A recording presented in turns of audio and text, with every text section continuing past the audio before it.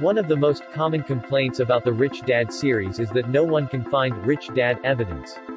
Mr. Kiyosaki states in the book that Rich Dad owns some of the best real estate on Waikiki Beach and is one of the richest men on the island of Hawaii. However, researchers for various magazines have scoured the real estate records of Hawaii and can't find such a person.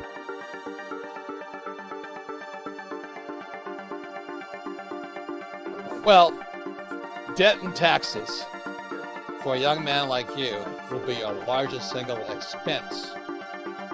You see, but for a rich person with financial education, debt and taxes will be my largest source of income. It's so opposite of what everybody teaches. So that's why I wrote Why the Rich Are Getting Richer, because it's really not fair. You'll work very, very hard, and debt and taxes will eat you alive. Where a guy like me, because I had a rich dad, and like President Trump, debt and taxes make us richer. It's opposite. So how do I get to your end of the spectrum? Is it largely through investing in real estate? Well, first of all, it's an education. There's many ways you can do it. I primarily do it via what I call the McDonald's formula. If you know, there's a movie Founder with Michael Keaton. He said, McDonald's business is real estate. It's not hamburgers, it's real estate. And so my business, the Rich Dad Company, is real estate. And that's why I use debt and I use taxes to acquire large tracts of real estate and pay no taxes. Legally. It's a very interesting discussion as the government looks to put forth tax reform. I mean, what are people getting wrong when it comes to taxes? Just not knowing the loopholes out there? Correct. If you're a hardworking employee or a doctor or an attorney, you will pay the highest taxes. But for the professional investor, like I'm an entrepreneur and I create investments, I pay no taxes. So as long as, that's why in Rich Dad, Poor Dad, lesson number one was the rich don't work for money. Because the moment you work for money, you're taxed. And so this tax reform is a good idea. But for a young guy like you, it's best to learn early why guys like me use debt and taxes to get rich, whereas debt and taxes will eat you alive. Now, many people think, oh, I'll just start my own business and that's how I'll move up the economic scale. But in the book, you say that may not be the best idea. Explain. Well, again, it goes back to what is your level of financial education. We're taught to be employees, not entrepreneurs.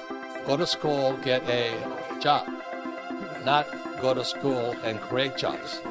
And the mindset between a person who creates jobs and a person who looks for a job are opposite. It's like, two sides of a coin. So that's why, both the president and I know he's not the most popular guy with a lot of younger guys, but he's a good man. You wrote a book with him. Yeah, 2 books now. He's a good man, but we're concerned about financial education. So he and I are entrepreneurs.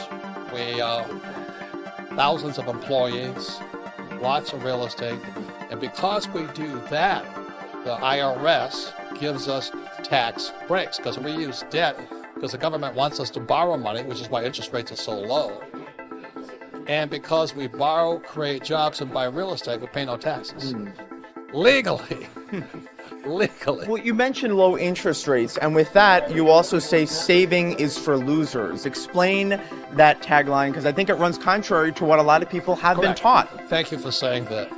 For years, I've caught hell, as you know, because I kept saying savers are losers. And you saw interest rates. When I was your age, interest rates were 15%. Now in Japan and Switzerland, they're sub-zero. Why would you save money? It makes no sense to me. So people say, well, save money.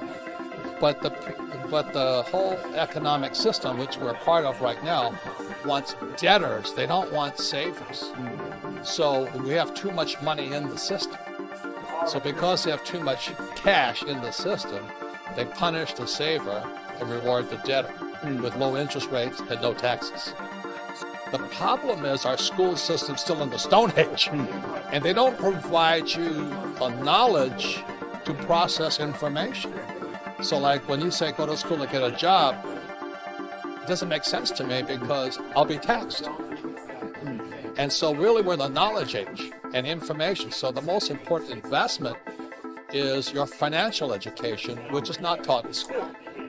And so that's why so many bright young people like you come out, their student loan debt up to here, they're looking for this mystical, high-paying job, and they're living with mom and dad. So your number one tip for young people would be? Well, I would seek financial education for what I call real teachers, because when I was in school, most of them were fake. You know what I mean? They really didn't know what they were talking about. So as young people, I always say to them, choose your teachers wisely. Make sure they're real. Make sure they know what they're talking about.